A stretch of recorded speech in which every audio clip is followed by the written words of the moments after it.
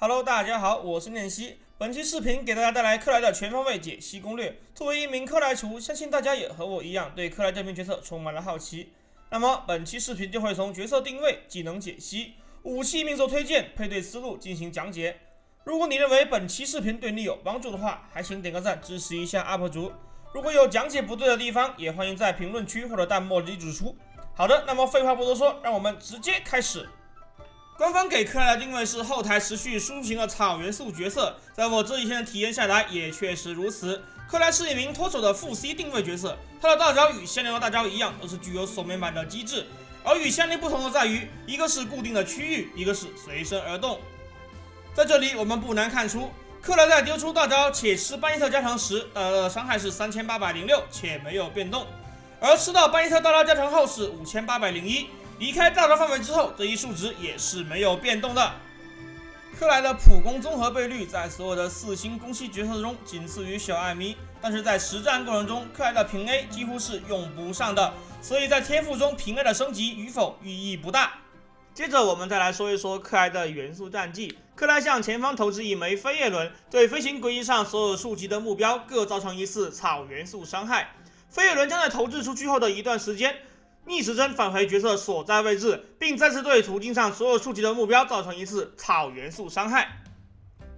利用这个特性，玩家们可以在丢出飞叶轮之后，通过自身的走位来延长飞叶轮的飞行时间与伤害距离。但需要注意的是，在处于高位与怪物作战时，特别是面对小型怪物，尤其需要注意投掷飞叶轮的位置，否则很容易空标。飞叶轮飞出时会被各种实体阻挡，其飞行轨迹也会因此而改变，但在返回时是无视实体的。克莱的元素战绩是一众4星角色中名列前茅的，足以见得他在4星角色中的强度等级。元素爆发，猫猫密宝，克莱请出可靠的克里安巴上阵帮忙，释放元素爆发时率先投掷克里安巴玩偶。当克里安巴玩偶发生爆炸时，会造成一次高额的草元素范围伤害，并产生克里安巴领域。克里安巴会持续的在领域中不断的跃动。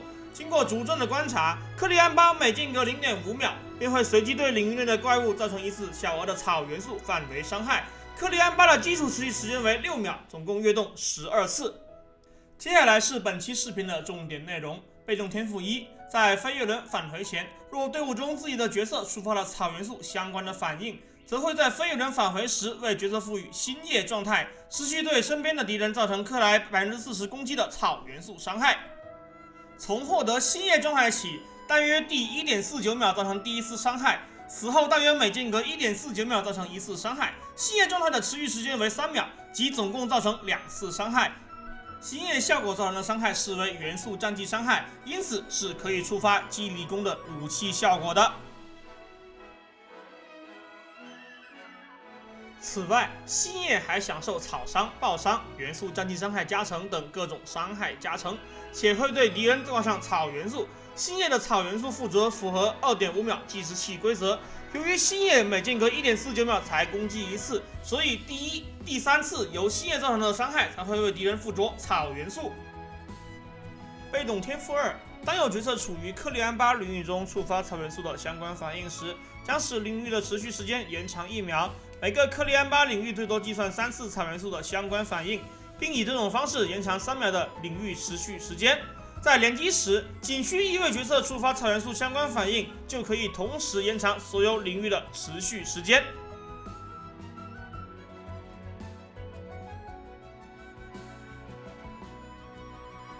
克莱的命之作1命、4命、6命通俗易懂，因此我们就不再进行过多的讲解，我们只讲一讲关键的2命。将被动天赋1中的飞叶轮触发草元素相关反应后，返回时为角色赋予星夜状态，持续3秒。转变为，即便飞叶轮没有触发草元素的相关反应，在返回时也会为角色赋予持续3秒的星夜状态。此外，若飞叶轮返回前触发了草元素的相关反应，则后取的星夜状态持续时间将延长3秒，总计6秒。也就是说，星夜状态最多会攻击敌人4次，第1、3次攻击附着草元素。说完克莱的技能机制讲解，我们再来谈一谈克莱的配装配对推荐。因为克莱属于后台副 C 的草元素角色，因此在武器和圣遗物方面，我比较推荐2种选项。一种是倾向于充能的选择，另一种则是倾向于输出的选择。在5星武器中，推荐使用终末阶探之师、天空之翼、弱水、东极白星。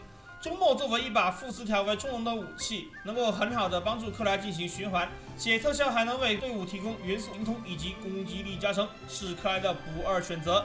且克莱的元素战技以及元素爆发都是多段伤害，很容易就可以叠满层数。若是倾向于克莱的输出，天空之翼、弱水、东极白星也是很好的选择。虽然这3把武器都提供双爆加成，但是在实战中可能会出现无法循环的状况。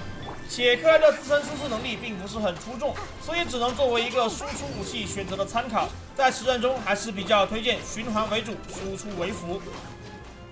4星武器的选择亦是如此。若是注重循环与挂草，西风烈弓、祭礼弓、落霞都是很好的选择。若是倾向于输出，可以选择绝玄、王下之士。王下之士作为一把锻造武器，可以白嫖，容易满金。说完武器，我们再来接着说一说圣遗物。在当前的版本中，作为草系输出的角色仅有缇娜里一人，且在实战过程中，克莱更多的作为一位挂草角色登场，4森林的效果只能在双草的退役中才能体现其价值。所以圣遗物方面，我比较推荐4绝缘，亦或是4教官。当然，4宗室是不二之选，也可以选择森林2+2，具体还是要看你的配对需求来进行调整。配对方面，我们可以从超激化反应入手。雷巴科班、万雷科巴、中雷科巴，亦或是其他双雷角色都可以选择。双草的配对受目前版本的局限性，只有克莱加缇娜里、克莱加草主的配对，因此可以看出草系的配对目前并不完善，具体还需要等待后续版本其他草系角色登场之后，我们再进行展开。在视频的最后，我会放上这几套阵容的实战演示，给大家进行一个参考。那么以上就是本期视频的全部内容了，我们下期视频再见，拜拜。